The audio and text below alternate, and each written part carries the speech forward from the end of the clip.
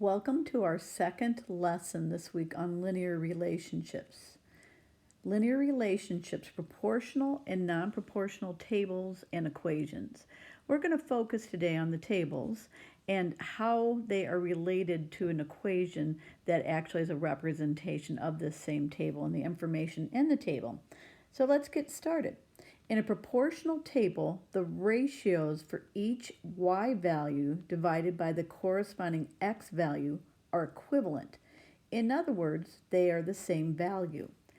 If you have not had a chance to print a copy of this, then I'm going to ask you on your notes to write these three things. In a proportional table, we want to look at the ratios. And by ratios, we're talking about the y values over the x values. So we take the y values and divide them by their corresponding or matching x value, and we're looking to see that they are equivalent. If they're equivalent, that means it's proportional, and another word for equivalent is same value. So at any time, if you need to pause this video to take these notes, that's just fine. So let's continue. We've already discussed that we can take our y values and divide them by our x values. By corresponding, I mean what matches. For instance, the first y value is 6, and its matching, or the first x value, is 1. The second y value is 12. The second x value is 2. The third pair and the fourth pair. Again, we're always starting with the y divided by the x. And you can probably notice if you divide those, each one of those is the same value. In other words, they're equivalent. So in the past lessons, we've talked about that this is called the constant of proportionality. And in the word, we see proportional. So the constant of proportionality, if we can find it, means that this is a proportional relationship. We can also call that the unit rate. And finally, and this relates to the equation, we can refer to this as the k value. And the equation we've talked about before is in this form, y equals kx, or we could write it as kx equals y. And now that we know the k value, this is what we could write. 6, which is our k value, times all the x values would give us the matching y value. This equation relates to this table. In fact, it would generate this table and would be useful in answering questions regarding this table. So now let's go on to our non-proportional table. In a non-proportional table, the ratios for each y value divided by the corresponding x value are not equivalent. In other words, they are not the same value. So once again in your notes, please make sure that you write this down.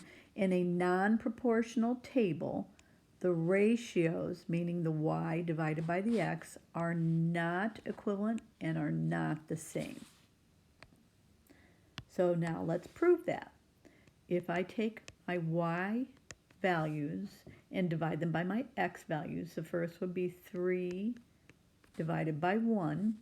The second is 9 divided by 2. Then 15 divided by 3.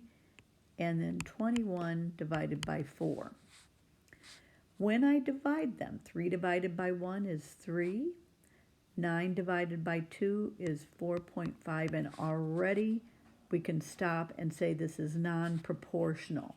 These two values are not the same. They're not equivalent. If we did continue, it would just continue to prove to us that all of these values are not the same. So if it's non-proportional, I can't say that I have a k value, and therefore I can't come up with an equation right now. However, there is a way that we can find the equation for non-proportional tables. So let's move down to the bottom part of this paper. So now we're going to focus on the non-proportional table and look for a way that we can find the equation that will generate this table, or in other words, matches as another representation of the table. There's another pattern that you may have already noticed.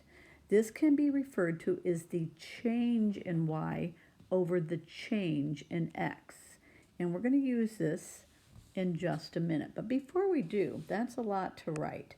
So there's an abbreviation that we can use for the word change in. We use this little symbol, which is actually referred to as delta. It's a Greek symbol.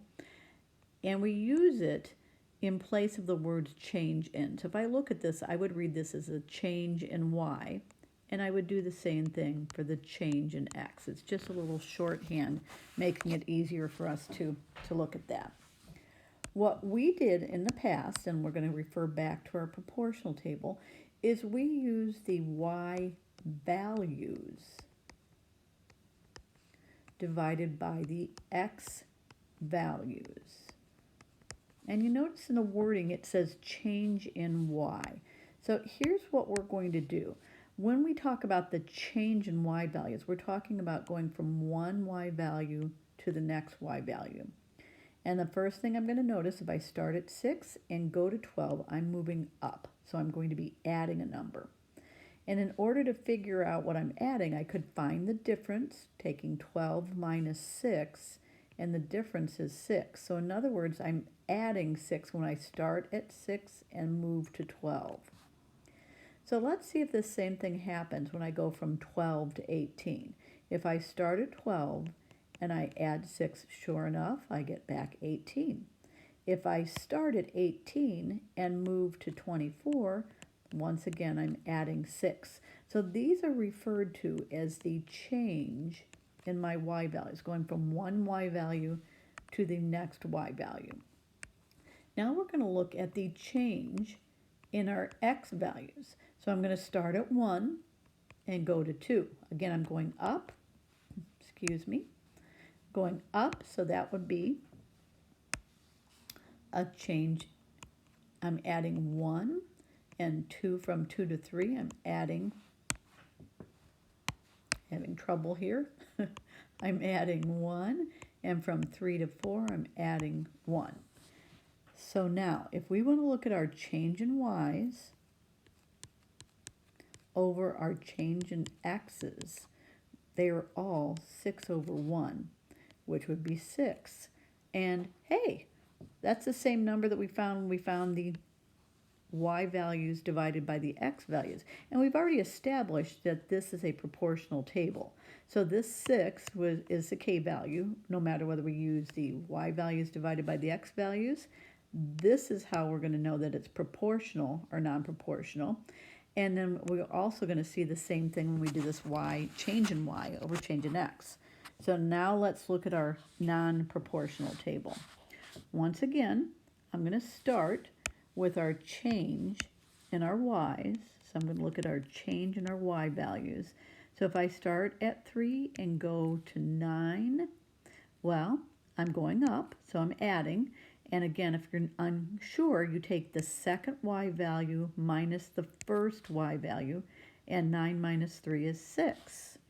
So going from 9 to 15, I'm again going up, but if I take 15 minus 9, that's going to give me back 6.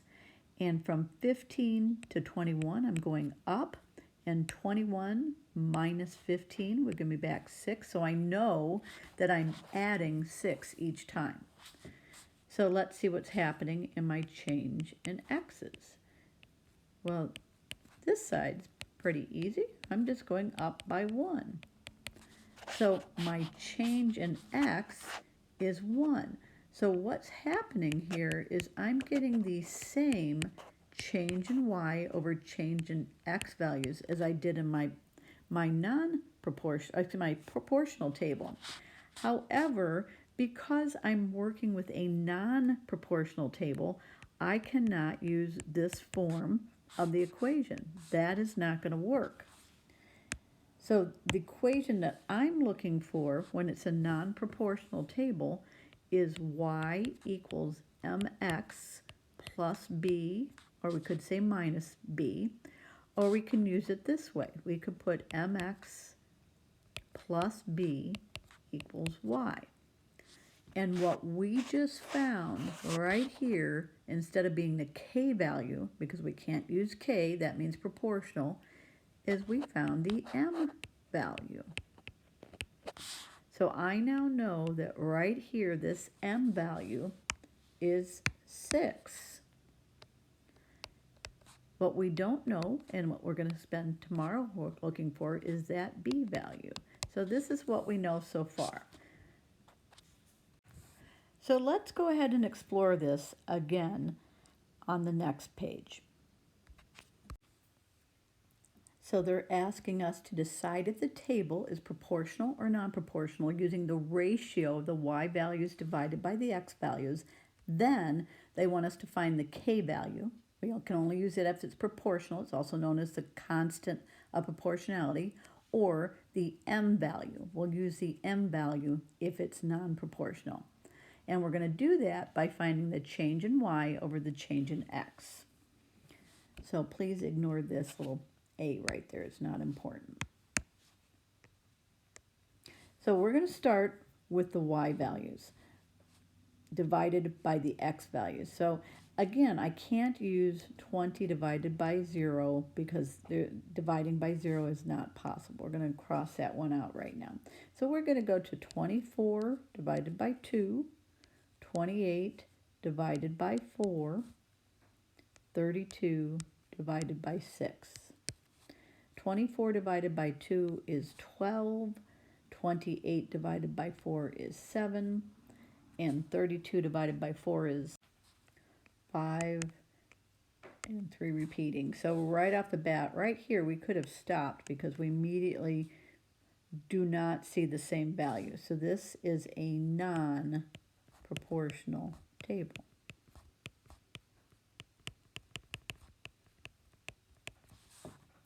And because it's non-proportional, we're not going to find the k value. We're going to find the m value. So here's how we're going to do that. Let me go ahead and erase this.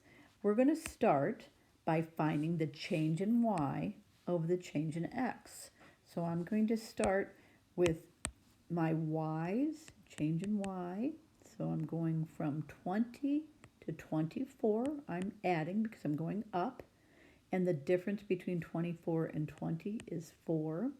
From 24 to 28, I'm going up. Again, the difference between 28 minus 24 would give me back 4. That's the difference. However, I'm going up, so that's why I'm writing it as a plus. And from 28 to 32, I'm once again adding 4. So my change in y is 4. If I look at my change in x's, so the change in my x, this time I'm going from 0 to 2, so I'm going up, and I'm adding 2 to 0 to get my 2. From 2 to 4, I'm adding 2 to get 4, and from 4 to 6, I'm going up again, so I'm adding 2. So my change in my x is 2. If I take 4 divided by 2, that is going to give me 2. So my m value is 2. And this is how much of the equation I would know so far.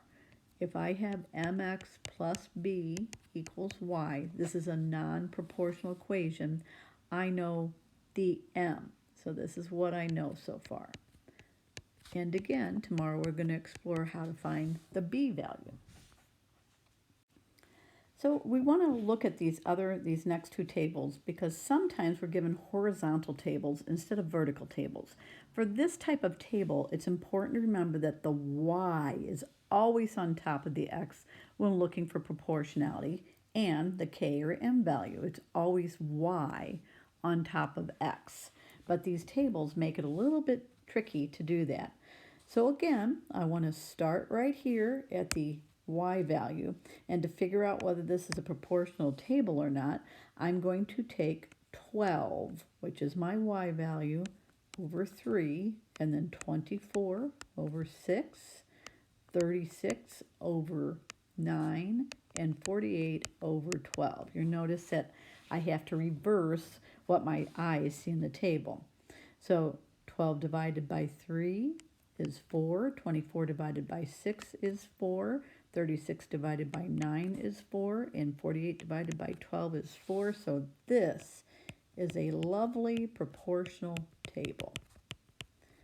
And we could tell because they're all the same value. They're equivalent, they're the same value. So that means it's proportional, and we're going to have a k value, the constant of proportionality. So if I took time to find the change in my y's over the change in my x's, it would be exactly the same. Let's prove that real quickly. So if I'm finding the change in my y's, each time I do this, I'm going up 12. And here, my change in my x's, I'm going up 3 each time. So the change in y's are all 12. The change in x's are all 3. And sure enough, 12 divided by 3 is 4. And you're going to find in a proportional table that these two are the same. Let's look at the last example. So just like we did last time, I have to start right here. I have to start with the y values, always y on top. So in this case, it's 12 divided by 0, so we're going to throw that one out. We won't be able to do it. 24 divided by 3, 36 divided by 6, and 48 divided by 9. 24 divided by 3 is 8. 36 divided by 6 is 6, and we can stop right there because this is a non-proportional table. Those values are not the same. So that means we can't have a k value. That's the constant of proportionality. It's non-proportional. So we have an m value. So in order to find this m value, I'm going to have to use my change in y over change in x. So again, we're going to start with the y's. I'm going to move, and I'm noticing that every one of these is going up, and it's adding 12. So my change in y is 12. Now we're going to look at the change in x. As I move through the table, again, I'm going up, and all of the changes in x are 3. So this happens to have the same value as the last one. However, this is a non-proportional table, so we're going to write it as the m value. And this is what we know so far. Our equation would look like this. That's where the m is, x. We don't know the b, and we do know the y. This is the m value in a non-proportional table. So thank you for listening. I'd like you to try a few practice problems. Use the key afterwards to check for your understanding, and then we'll take a brief quiz. Thank you.